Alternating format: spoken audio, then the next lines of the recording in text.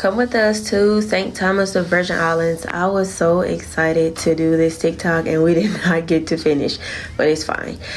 First things first, bring cash. Make sure you bring cash. We flew in on a Friday with Delta. The flight was amazing. Everything was amazing. I was actually surprised that we flew in outside. I've never experienced that before, but it was pretty cool. Once we got in, they were playing music, they were dancing, they were very nice. That area is not big at all. Of course, they offered us shots. They had a liquor store in there, like a little bar area. We can get something to drink. We took some shots and it was time to get our bags and be out of there. I ordered a transfer on Viator. Shout out to Jose for getting us there and back. We stayed at the Westin. The Westin was beautiful. The only thing I did not like was they charged us a $200 fee per day when we got there, I guess to hold if you spend any money there, which I was kind of confused about that. I would still give them like an 8 out of 10 because everything else was pretty okay.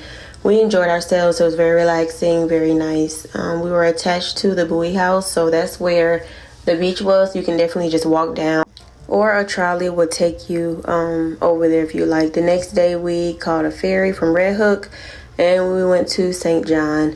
The ride was pretty nice. It was a little windy, but the water was beautiful. It took about 20 minutes to get from St. Thomas to St. John. The ferry was about $9 and you can book it online, but you just have to make sure that you have the times correct. Once we got to St. John, we got something to drink, and it was their carnival that weekend, so we watched the parade. The parade was long, very long, but it was nice. I didn't even want to leave. They were doing a lot of dancing and just celebrating, and it was really nice. Such a vibe. I feel like St. John is the party town and St. Thomas is more chill. But we had a good time. It was really, really nice. The weather was great.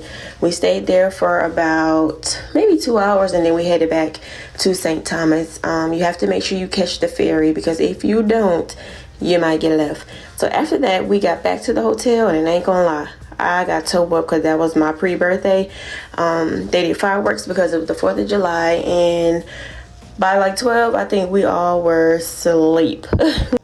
The next day, we just relaxed on the beach. We got food. The food was pretty good. That's the food from the buoy house. That night, we went to Belongo Bay.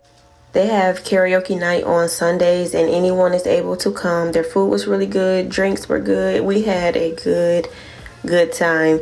The next day, we stopped. Yeah, the gas was $5. The next day, we went to Koki Beach. Koki Beach was very, very pretty, very nice. It was my best friend's birthday, so we were really just chilling. That night, we went to Sunset Grill. I didn't record my food, but the food was good. The cheesecake, amazing.